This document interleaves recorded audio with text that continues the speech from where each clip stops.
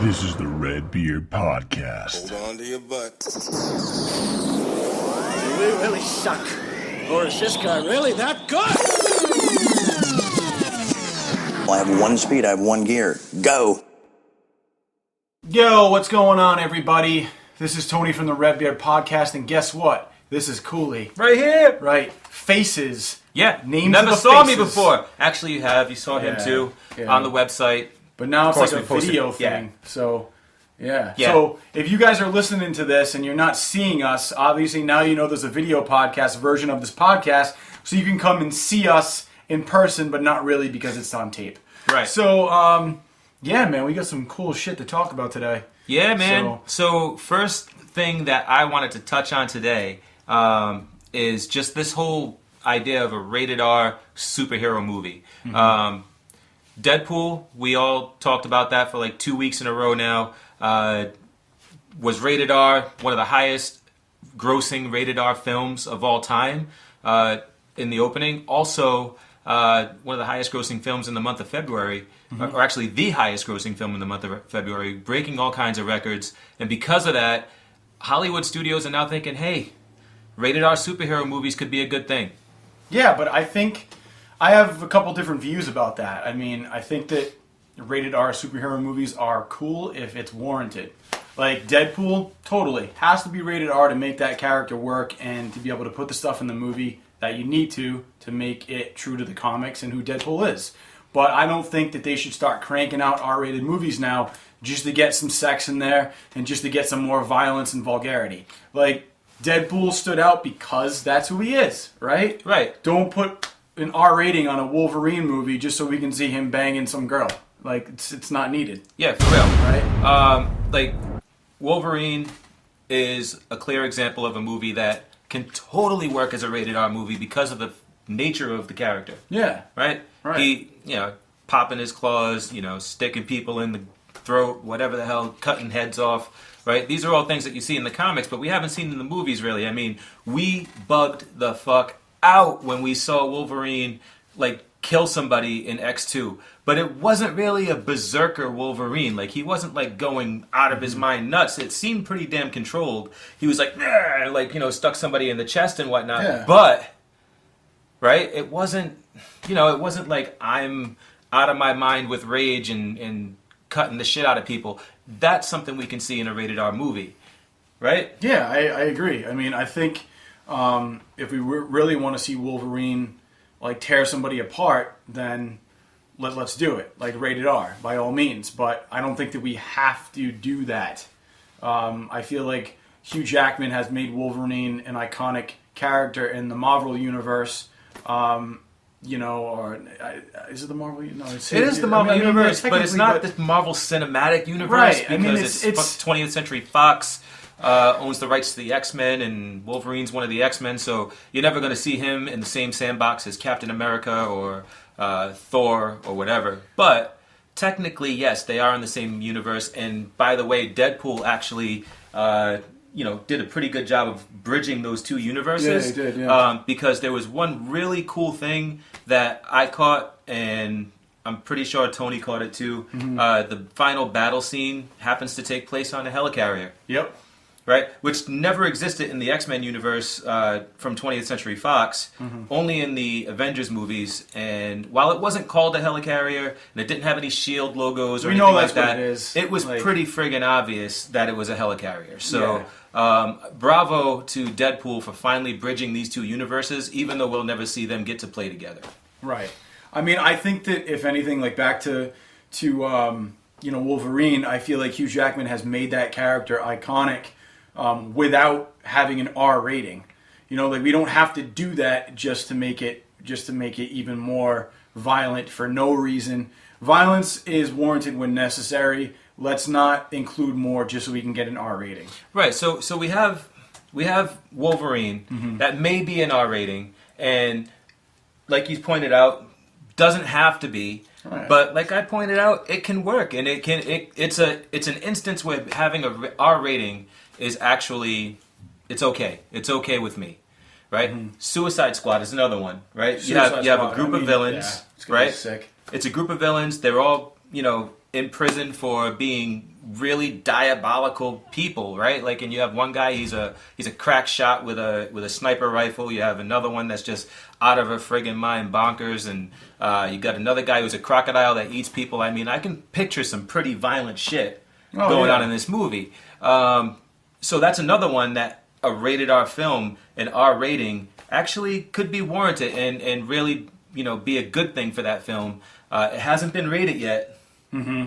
Right? So it's a movie that, like, whenever I see the trailers, this film has not yet been rated. Yeah, but see, I feel like it couldn't have been more perfectly timed. Right. Like, you know what I mean? It's great that now it's like, the R rating. So now if they make it rated R, people are going to come out and see it because they're going to be like, oh, this is going to be like, if it's rated R, it's got to be hardcore. When that might have not even been necessary. They might slap an R rating on it to get more people to go see it because of what Deadpool did.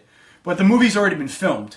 I mean, there's not really much you can add into it after the fact unless they really put some money into doing that. Usually, though, when you have something that hasn't been rated yet and it's due to hit theaters so soon, right? Mm-hmm. We haven't seen a rating on it. It's due to hit theaters in August. This is a film that should have a rating or an idea of where it's going. Chances are their cut is already hardcore and extreme, and they're wondering, hey, what do we have to cut from this to bring it down to a PG-13? Or now that Deadpool has shown this success, do we even have to? Can we just go with the R rating? Yeah, just keep it brutal. That's a good point. But on the flip side, and this is where I've been kind of leading to this whole time, there are movies that this just wouldn't work for, and one of them, they've already announced that there's going to be an R-rated Blu-ray edition. Oh, yeah. Batman v Superman. I mean, they've this is a clear example of what you were just saying. They've already cut this movie, right? This is a movie that's already ready to go. They've already got all their trailers out. Like, they've already released the final trailer, right? And that's gonna be in theaters in a month. Like, literally a month from today, that movie will be in theaters. So, yeah, don't push it. Like, don't push it unless you have to. And like I said from the beginning, Daredevil warranted it. Don't do it unless you have to. And guys, hey, we want to know what you think too. So if you think an R rating is like something that we should see more of, comment, subscribe, tell us what you think, because it's kind of a debate that we've been having for a while, and I've asked a couple buddies about it, and they have their own views and why, and like I'm really interested to see what you guys think who are watching this or are listening to this. So throw us out what your view is on this so we can kind of start a little bit of a banter going, because we all have different reasons and views on that. But I just saw the Daredevil 2 trailer. Which one? 2. Well, I'm going to throw this out there. Most people are going to fucking hate me for this, but I have not seen season 1 of Daredevil. Oh my God. Fuck me, right? But hey, after seeing, I hope that you're in frame now. Hey, you know what? Wait a minute. After seeing the season 2 trailer with the Punisher, I am like so down to watch the first season now because it looks. You got to binge it, man. Yeah, now I'm gonna have to. Dude, I was out in California, right? I'm in California. Yeah. Why would I be in the house watching Netflix? Why? Because Daredevil season 1 came out. That I was out in California on the day it came out. I sat inside in a hotel room in sunny California for 13 hours straight and watched Daredevil season 1. Finished it, then went to go see Muir Woods. see, most people like me would have been like, let's go check out Muir Woods because it's going to get dark soon. I'm not going to have shit to do. Like, you know what I'm saying? Like, wait until you can't do anything. I mean, unless you're going to go out drinking, because that's what I did in California. Well, to be fair, awesome. I started at 4 o'clock in the afternoon, and then, into the evening, slept for a little while, woke up in the morning, then went to Muir Woods. But, yeah. So, wait, but you spent 13 hours. Yeah. So you started at 4 p.m. and then maybe went to sleep around 2? Woke up at 4 a.m. and then watched Daredevil till 8 and then went to the Muir Woods. Like, what did you? Yeah. That's insane. Yeah, that's insane. Yeah. What was everybody else doing? Telling me to turn the TV down. Hey, can you turn it down? No one cares about Daredevil. So and I don't want to know what happens. I'm going to the Muir Woods. No spoilers, man.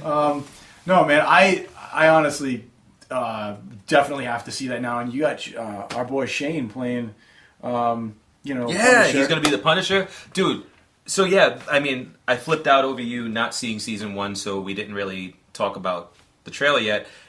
Let's talk about the trailer, man. Which one did you see? Did you see the first? I've seen both of them. You saw both of the new trailers, all right? Cool. Yeah. So, but I liked the one, focusing on the Punisher aspect of season 2 rather than the first one, which was just kind of like some Elektra stuff. But I'm really looking forward to Punisher, man. I got to be honest with you. I'm gonna kind of agree with somebody who, by the way, just to bring up, we have a new addition to Redbeard Podcast. If you check out our website, now you can see Kavanaugh's Corner, starring Andrew Kavanaugh, who is now living in Florida, but you guys have kind of seen his movie reviews posted on Redbeard, but he's going to be doing a video podcast as he sees movies and wants to kind of review them. So make sure to check that out. But I'm with Andrew. Going to agree with him that I did prefer the Thomas Jane Punisher over the other one. I prefer that one. Well, yeah, because the other one was like,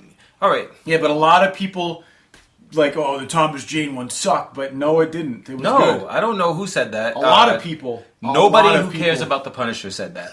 Well, no, dude, I disagree, because I have people that are Punisher fans. Then they need to jump off a fucking cliff now. Thank you. Because that movie was awesome, first of all, just as a movie, but secondly, it was basically the Garth Ennis Punisher run, and like almost, I don't want to say it was verbatim because it wasn't, but I mean it was definitely, you could tell like each part of that movie was crafted from something that Garth Ennis wrote, and for anybody, Garth Ennis' run on the Punisher is the definitive run. I know a lot of people would say like maybe Chuck Dixon, probably would be the guy that you would say defined the Punisher, but you know what? No, it's Garth Ennis to me. Yeah. I think Garth Ennis' run was phenomenal, and that was my favorite representation of him on the big screen. But I think that while it's going to be a lot different, I think John Bernthal, he's gonna nail it. It's going to be awesome. Oh no, he's gonna kill it. Just the bit of dialogue that we got, even his vocal work, like his vocal work alone, I thought was very Punisher-esque. Like it was excellent. So like this is kind of gonna lead to a connection to a couple other things. One being Suicide Squad and The Dark Knight. Is that vocal work means a lot to me, and if I ever get goosebumps when I watch something because of somebody's vocal work, I'm fully invested in it. Like when I heard his Punisher vocal work, I was like, oh shit, like I really want to watch this now.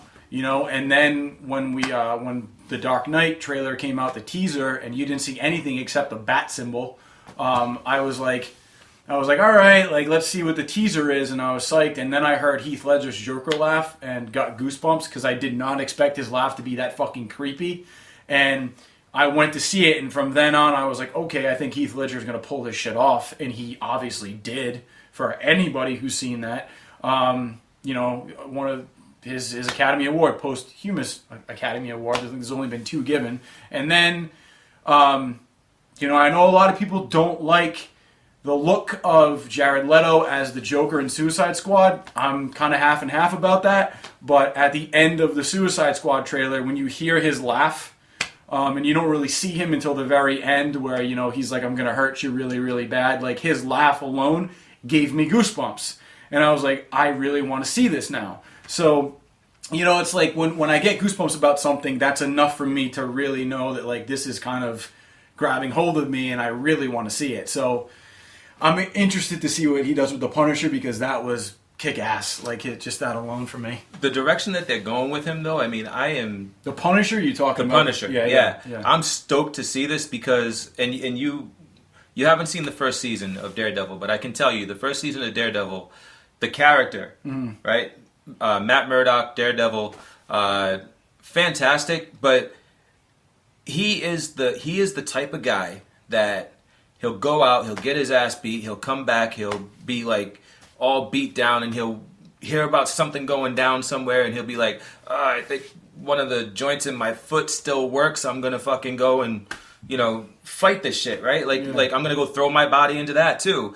And you're looking at the screen. You're like, how the hell is he doing this, right? Like, how is he get? And it's inspiring because you're like, oh, this guy has, he definitely has that motivation, to get out there and be a hero, right? Yeah. Now, in this trailer where the Punisher's talking, I mean, he calls him a half measure. Yep. I think you're a half measure. He basically says, I think you're a coward, right? He says, those are his exact words, I think you're a coward. And I'm like, if you got somebody calling Daredevil a coward, a half measure, how extreme is this guy? The coolest line out of the trailer was he goes, when you hit somebody, they get back up. When I hit somebody, they stay down. Yeah. Like, and I thought that was awesome. I'm like, what a cool friggin' thing to say. Right. You know what I mean? Basically, like, he's getting the job done on a temporary level. You Yeah. know what I mean? Like, his results are more permanent. Right. So, dude, I'm excited for Daredevil 2, and I'm going to watch Season 1, and I will let you guys know what I think about it. Second trailer with Elektra. Awesome. What? I like where she's in. I don't know whose house she was in, but he was like, she's like, I forgot what she said to him, but he was like, oh no, you break into my house. What did he say? He's like, we're not. Yeah, you don't get to talk to me about trust. Yeah, you don't get to talk to me about trust. That was Daredevil. Yeah, that's Charlie Cox. He's Matt Murdock in that scene, but that character is Daredevil. And didn't he have a shaved head in that scene though? No. Oh, maybe I don't know. Maybe No, he didn't have his glasses on. That's all right. Well, yeah. I don't know. I thought Same he had a thing. Shaved head. All right, whatever. Same shit. So, Yeah, people ask me all the time when I take my hat off. They're like, "Oh, what's different about you? Did you shave your beard?" And I'm like, "No, you see my beard; it's still there. Try again." You know, and it's like, I'm like, listen, I forgot my hair at home. Okay, I forgot my hair. That's what it comes it's on the nightstand. So shit. But yeah, Elektra, and then ninjas. Oh, ninjas. Who doesn't love ninjas? Fucking ninjas. And they're all over the place. There was like fucking 20 of them scaling a building in that trailer, I right? love ninjas. Yeah. Oh man, even I don't know what that was, but I just like threw up a little bit. That's cool. Yeah, I think. Got it on film? Yeah. Word. Obviously. So I think one of my favorite ninjas of all time, though, has to be Chris Farley in Beverly Hills Ninja. But no, I know, dude, it was stupid. Yeah. But when we started talking about ninjas, I don't know why I just thought of that movie. But obviously, I like things that make me laugh. Yeah. And that always makes me laugh. And I think I was watching it the other day. That's why it's fresh in my head. But they you might know. show the scene in there, though. They show the scene in there where somebody takes his mask off. Yeah. But then they cut away. So what do you think that means? Do you think that means that there's like a secret that needs to be revealed there? Yeah. Like, who the fuck is that guy taking off his mask? Yeah. I'm guessing it's probably an Asian guy. I don't know. Maybe it's American Ninja. Oh shit! Like an American Ninja. Yeah. Yeah. No, like, you saw that movie before, right? Yeah, American Ninja. Yeah, I saw it. Yeah, with the. Or maybe it's Jim Carter. Maybe it's Bruce Lee. And I don't mean Jim Carter. I mean Jim Carter. Jim Carter, and I know that's like the Rhode Island way of saying Jim Carter. Yeah, Carter. But Jim Carter, it's GYM, like a gym that you go to work out. Yeah. And then Kata, Kata, like Kata. Yeah. Like when you say, do you take karate? It's karate. Yeah. So look it up. It's actually, what is it, 80s? Yeah. 80s. Yeah, it's an 80s film when martial arts was like this huge thing. And I guess they were running out of shit to do with martial arts, so they was like, fuck it, let's mash it up with gymnastics. And they made Jim Kata. And there was this dude like running around doing all this gymnastics and karate and shit like that mixed together. And it was pretty fucking cool looking. Mm-hmm. It was cool to look at, but it was a shitty story. So don't expect a good story, but expect a lot of cool visuals. It's a pretty cool thing to watch or whatever, so do it or whatever. Fuck it. Yeah, man. I'm excited to see ninjas, though, just like fuck shit up. Did you watch Enter the Dragon? I did. See, ooh, if you haven't, fuck you. Yeah. So, seriously. But, like, you know the scene where he actually, like, dresses up at night and he breaks in, he slides down the rope and, like, takes all those guys out? Like, yep. That is the epitome of a ninja, because it's Bruce Lee being a ninja. Yeah. Like, it was just so awesome. That was probably one of my favorite scenes. He just breaks in there, does all these, like, nunchuck moves. By the way, since we're talking about martial arts, there's a movie, there's a video clip that I'm going to post on Redbeard Podcast. If you are not a Bruce Lee fan, then watch it. If you are a Bruce Lee fan, then you've probably already seen it or you love it. But it's an excellent film, clip, whatever, that I hadn't seen up until a year ago. and it came up in my Facebook feed that I posted it last year, and I posted it again this year because it's that awesome. It's him talking about how water doesn't have a shape. If you pour water into a glass, it becomes the glass. If you pour it into a bottle, it becomes the bottle. And he's like, be like water, my friend. And then, because he's talking about how you shouldn't have any style or any form, you should be able to adjust to anybody fighting you, right? Then it shows him his weapon of choice was nunchucks. So you see him doing ridiculous stuff. He's playing ping pong with nunchucks and beating these guys. Then he takes 2 out and he's beating both guys. Like, it's one thing to hit a ping pong ball with a nunchuck. It's another thing to hit it perfectly so it lands on the other side of the table. I don't know how you do that. Then he was like, they were throwing matches at him and he was hitting the match in the right way where it actually caught fire. Like, stuff that I don't understand how you even do that with your... No, like, with a nunchuck, it's one thing, but, like, to do it at that speed, and you got to see it to believe it. It's fucking unbelievable. It's on YouTube? I'm going to post it on Redbeard Podcast. Word. It is phenomenal. Like, this guy is... He's one of the most amazing martial artists ever. But not just martial arts. It's, like, things that he was able to accomplish and do in the short time that he was alive, and then people still can't accomplish those things today. I mean, like, the guy's... There's nobody else that's better than him. I mean, like, he's one of a kind. Well, Jackie Chan... Different style. Chan, yeah, but Jackie Chan... All entertainment, I know. It's not like real fighting, right? Right. But he could probably still kick my ass. Well, yeah. Well, he is a martial artist. Yeah, absolutely. But he does it more for... He does more, like, stunt martial arts now. But I don't know if it was at the... It was on... It was a special feature on either the Super Cop or the Rush Hour DVD. I can't remember which one. Yeah. But there was this thing, it blew my mind, and I still think about it to this day. Like, he puts his elbow up like this, and he just stacks, like, a bunch of quarters up there. I think it was something like 5 or 7, right? Yeah. And it was the Rush Hour, because I remember Chris Tucker tried it, and he just fucking, the quarters went everywhere. What did he, like, fast enough to... Yeah, he just goes like this, but, like, he just, like, literally, he does this, and as his fucking elbow leaves, the quarters leave the elbow, they kind of start falling, and he literally grabs, right? He's got all the quarters in his hand. None of them hit the floor. That's insane. One hand. Like, he's like this, and he just goes...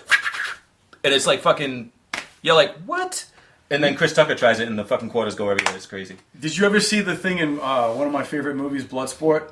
You ever see where he's like, if I can take that...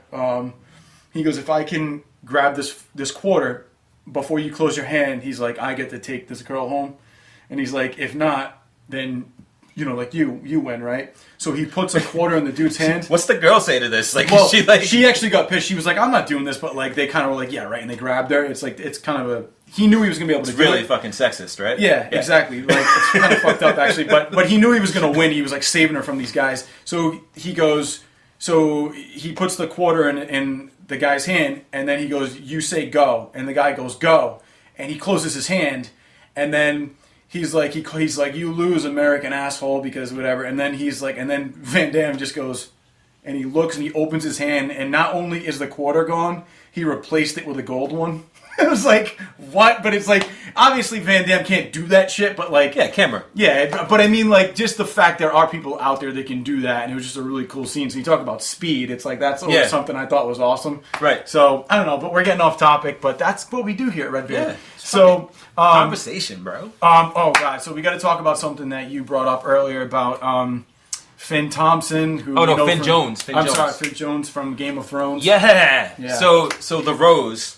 Mm-hmm. We know who the Rose is from Game of Thrones, right? Mm-hmm. Yeah. So, he is going to be Iron Fist in the new Netflix Iron Fist TV show. That's going to be sick. And we all know that Luke Cage is coming. Yes! Because Luke Cage was in Jessica Jones. Luke Cage was a baller. Fucking awesome, man. Dude. I can't wait for Luke Cage's series. But since Luke Cage is coming, Iron Fist can't be far behind. Right? No. And I think... but, dude, that guy, they couldn't have cast anybody more perfect for Luke Cage. Well, no, because he's fucking awesome. Used to fisting stuff, right? We've all watched Game of Thrones. He's got experience. Yeah, he does. Yeah, so you can fist the shit out of things, man. Yeah, it's iron. Yeah. So, yeah, they got to do something with the hair though. Yeah, the hair's a little... We're looking at him right now. Yeah, we're looking at him. We're sizing him up. We'll put him on the screen in a minute. Yeah, so you guys know who that is. So, but yeah, He's I gonna mean... be on the screen, bro. Yeah, I know, but I wanted to do that anyway. All right. Because it's funny. Sure. You know what I mean? I want... there's going to be... See the picture behind us right now? We were actually going to... I wanted you to see that and it'd be like C to make it dumb. But All right. No, it's not... I don't know. I saw it in my head. Fuck it worked. All right. Maybe. It worked for me. We'll see when this... Yeah. I was like, what the fuck is he doing? Yeah, I know. That's why. I knew what you were doing, but I was like, I'm going to do this just to be dumb. So, anyway. So, yeah, but I think he was good on Game of Thrones, but he's one of those guys that I think it would do a really good job as Iron Fist. So, yeah, man. So are there any other movies that you've checked out since Deadpool? Because I haven't. No, I mean, Deadpool is it. Yeah. I've been watching 11/22/63. I want to start that, but I haven't. Is it good so far? Phenomenal. Yeah, I heard it's getting really good. I was going to ratings. swear, but, I Yeah, fuck that. Yeah. Trying to keep it PG-13. Yeah. I only get a certain amount per show. Yeah. Yeah. So my became phenomenal. Yeah. James Franco. Yeah. I've been hearing it's been getting really good ratings. Another show that we have talked about recently, and we're gonna just reiterate how good it is Lucifer. Hell yeah. I don't care how many moms think that it's the devil's work, but it's awesome. Well, technically it's 5, but they say 1 million moms. Whatever, yeah. It's 5 ladies, like I said, who have nothing better to do after watching commercials about, Oprah eating bread. Lorraine, have you seen Lucifer? Have you seen that? Bring in the bread. Oprah eats it. No, I honestly think that it's an excellent show. The guy who plays Lucifer is phenomenal. I was on the first episode really was great. Second episode, I was kind of like, I don't know if this is gonna work, but I kept watching, and it's just gotten better. Yeah, Tom Ellis is awesome every time he opens his fucking mouth. Yeah, he can't. Every That time guy he opens can't his do any wrong, and he's just like so British, on the show, and Yeah. it really works. I mean, having a British Satan or devil, Well, it's British. It is what makes it you is. sound more evil. It's So- authentic.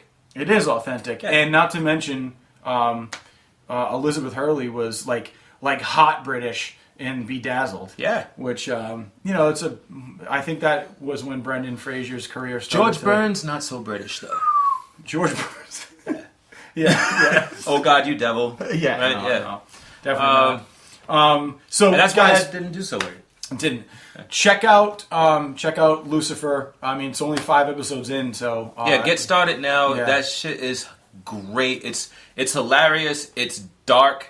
Yeah. Sometimes it gets dark. It takes these Yeah, it does. left It turns does into get this dark. dark territory, Yeah. and it throws you for a loop, and then it brings you right back to the lightheartedness, and it's like you're reminded probably once per episode, I guess, that this guy is the devil. Yeah. Like, and it's like you love this dude, and then all of a sudden it's just like all the breath comes out of you for a second because you're just like, this guy's fucking evil.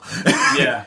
Well, you What? you see the evil come out when he really gets into his mode about punishing people. Yeah. That's the aspect that he's still really holding on to. Mm-hmm. Because he's always talking about, that's the only reason why he's helping out is to punish people. Right. So he's the Punisher. Get it? Full Yeah. circle. Also, another good show that got renewed for season 2 is Superstore. Oh yes. Which I actually thought is really great. Superstore is excellent. It's really a phenomenal show. If you guys haven't checked it out yet, jump on that because that's obviously good enough to have 2 seasons. Yeah, if you've ever worked in retail. I was just going to say, if you've ever worked in retail or you know somebody that works at Walmart, I mean, it's basically poking fun of everything. Yeah.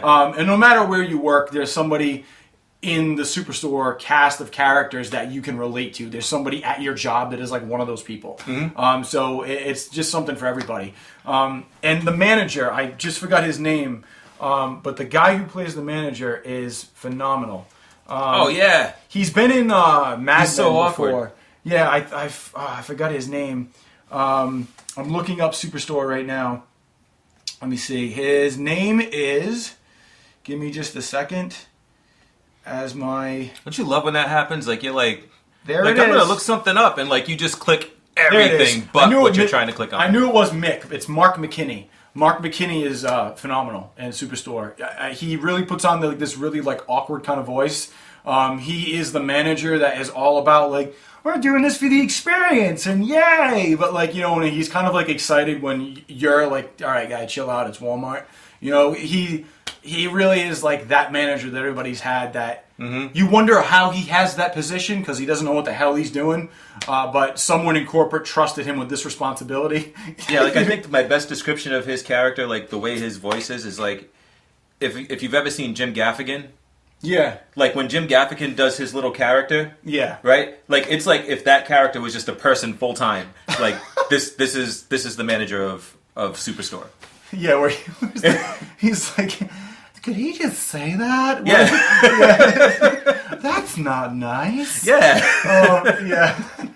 Hot pockets. Yeah, exactly. Exactly. That's him. Yeah. That's him, like just full time. Like that's just him, always on. I love when they gave there was some kind of good news in Superstore and he's like, that's great, let's do this. And he goes, I can't stop smiling.